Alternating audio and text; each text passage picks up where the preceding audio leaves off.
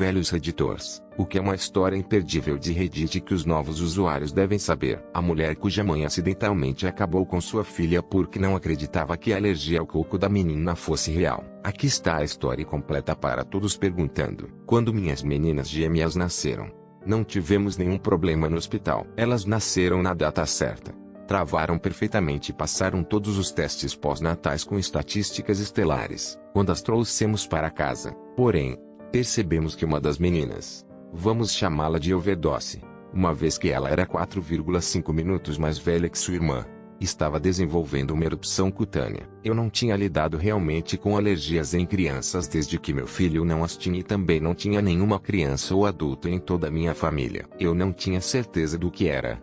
Pensei que talvez ela só tivesse uma pele sensível como eu. Não posso tolerar certos tecidos porque tenho a pele muito seca e muitas vezes fico com erupções cutâneas se minha pele decidir que não gosta de algo. Então parei de usar amaciante em todas as roupas. Comprei a roupa de cama e as roupas mais bonitas e confortáveis. Em certo momento, eu mesmo fiz suas roupas com medo de que talvez algo no processo de fabricação estivesse perturbando minha overdose. Fomos ao médico várias vezes. E eles sabiam que ela estava tendo uma reação alérgica a algo. Mas cada teste deu negativo e não conseguimos descobrir o que era. Demorou mais 3 meses para descobrir o que era. Durante esse tempo, suas reações alérgicas se tornaram cada vez mais graves. A certa altura, ela era o único bebê na história do hospital que tinha que ser mantido em um quarto limpo porque parecia ter uma reação no minuto em que ela saiu. Quando isso aconteceu, começamos uma terapia de eliminação que rivalizaria com o estilo de vida dos monges budistas. Meu marido levou nosso filho Jarda com seus pais porque precisávamos eliminar tudo de nossa rotina para descobrir o que estava causando a reação em nossa overdose. Deixamos de usar nosso sabonete, nosso shampoo, nossos desodorantes, nossos detergentes para roupas. E isso foi antes mesmo de chegarmos à nossa dieta. Demoramos mais 3 meses. Mas descobrimos, nossa overdose era alérgico ao coco. Os médicos nos disseram que era um alergênio particularmente raro portanto, não estava em nenhum dos painéis de teste cutâneo que eles faziam. Quando descobrimos o que ela era alérgica, ficamos aliviados, então revivemos. Mas, além de me sentir aliviado, mergulhei numa gargalhada histérica. Eu ri tanto que chorei e até hoje, meu DH me disse que não sabia se eu estava chorando de alívio ou de pura felicidade. Sabe?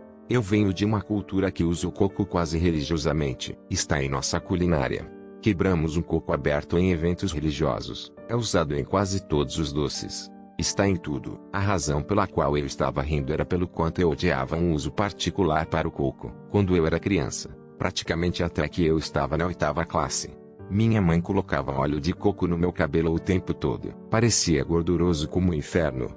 Eu odiava e uma vez que eu tinha idade suficiente para começar a fazer meu próprio cabelo, eu nunca mais colocava essas coisas no meu cabelo. Eu estava rindo tanto porque, é claro, eu tinha uma filha com uma alergia severa, a única coisa que eu odiava durante toda a minha vida. Nós nos divertíamos muito contando às pessoas sobre sua alergia e todos riam porque todos sabiam do meu ódio pelo óleo de coco. Contamos à minha mãe e ela também riu. Ela fez piadas sobre como meu bebê deve ter me ouvido falar sobre meu ódio pelo óleo de coco enquanto ainda cozinhava dentro de mim e decidiu que precisava odiá-lo também. Todos nós demos uma boa risada e deixamos isso para trás. Ou assim eu pensava. Minha mãe e eu sempre tivemos, na melhor das hipóteses, uma relação litigiosa. Nós nos demos bem, mas discordamos veementemente sobre certos tópicos. Ela queria uma filha tradicional que fosse religiosa, que conseguisse seu diploma de MRS, que casasse com um homem que ela e meu pai escolhessem, comum no meu país,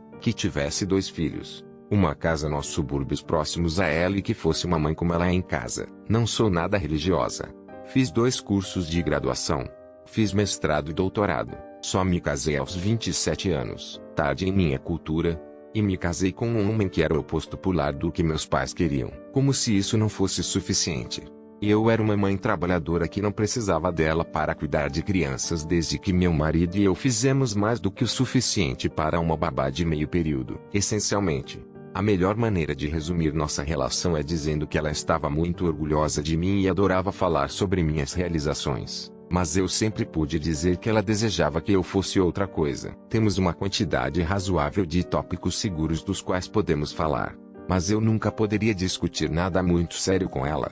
como política ou minha carreira. Não porque ela se zangaria comigo, mas mais ainda porque ela simplesmente não estava interessada, e eu odeio entrar em conversas onde estou apaixonado por algo, mas a outra pessoa poderia se importar menos. Quanto a criar meus filhos, minha mãe era uma justiça 99,9% do tempo. Ela estava de mãos vazias e respeitava todas as minhas decisões, mesmo que às vezes ela não gostasse deles.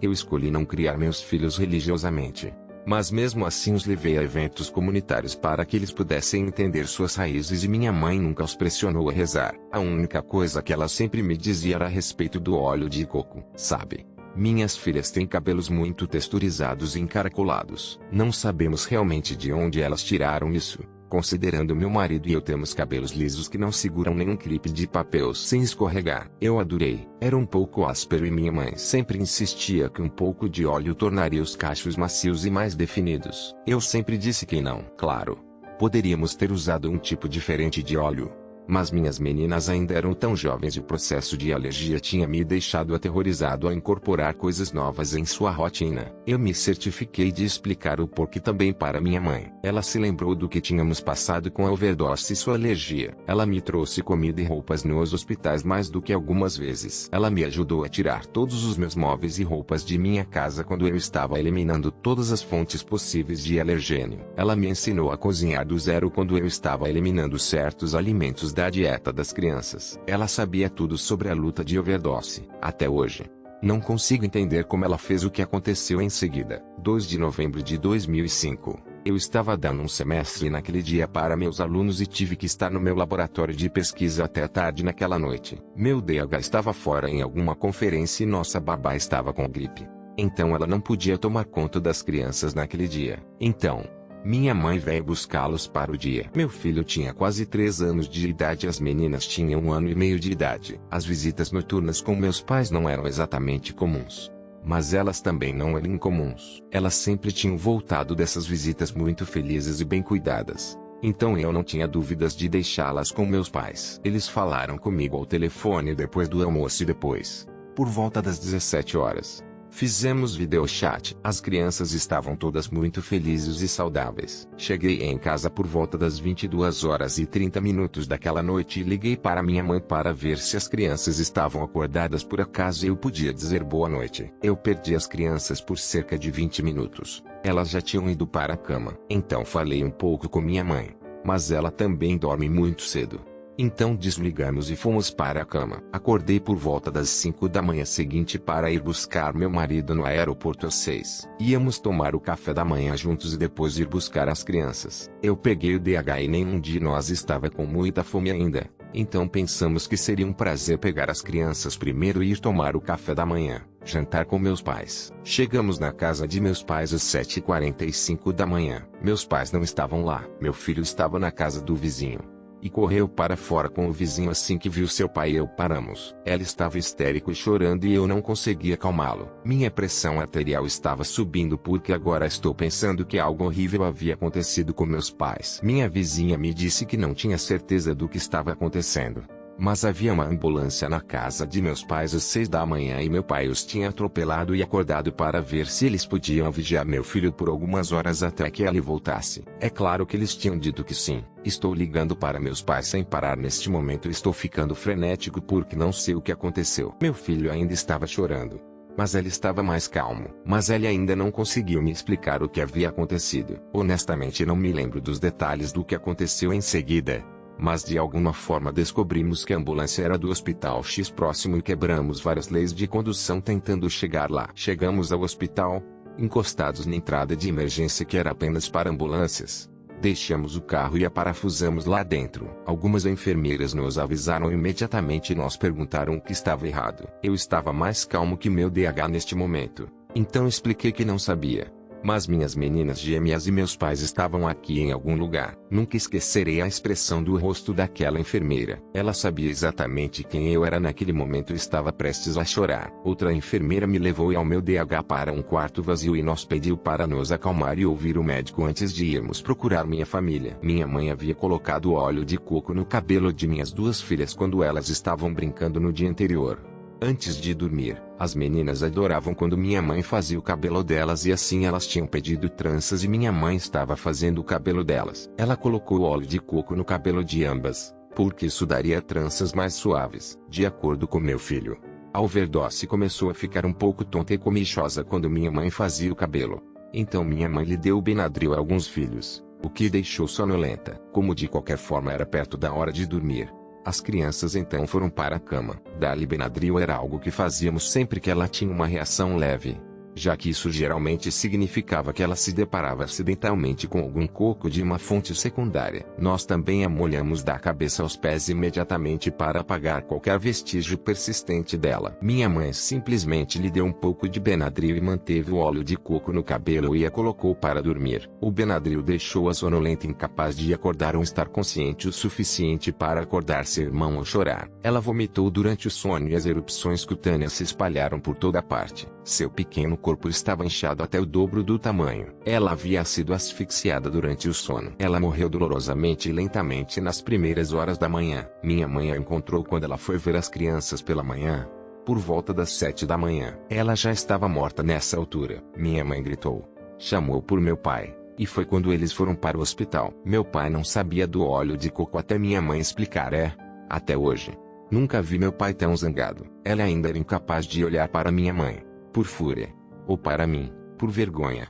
Quando eu o vi no hospital, eles tinham corrido para o hospital esperando que houvesse alguma maneira de salvar minha overdose e de fazer o check-out imediato de meu jarda, pois ela achava que ela também poderia ter uma alergia leve. Não consigo nem mesmo explicar-lhe as emoções que meu DH e eu sentimos. Lembro-me de ver minha filhinha e de estar apenas em negação. Não havia como ela ter ido embora. Isto tinha que ser um pesadelo horrível.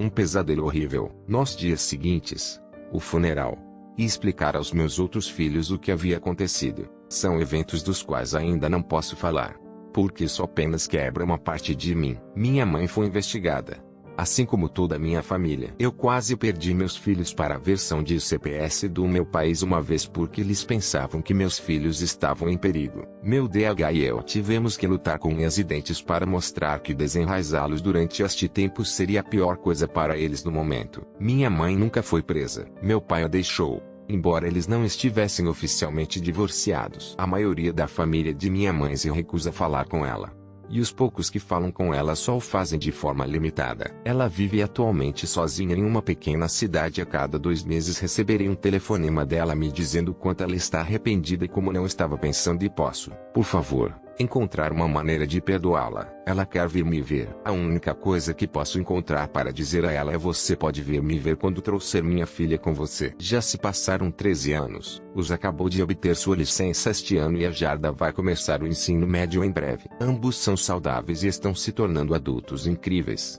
mas nenhum deles tem sido o mesmo desde que o Wood passou. Us é extremamente protetor do Is e não permite que ninguém respire arduamente em sua presença. A Is costumava ser tão fervilhante, uma criança tão faladora, mas agora ela está quieta. Quando ela fala, é necessário algum esforço para ouvi-la, porque ela está tão quieta. Ela me disse há alguns anos que sabe que era apenas um bebê quando isso aconteceu, mas ela se sente incompleta o tempo todo, como se uma parte dela estivesse faltando. Eu não sabia o que dizer a ela.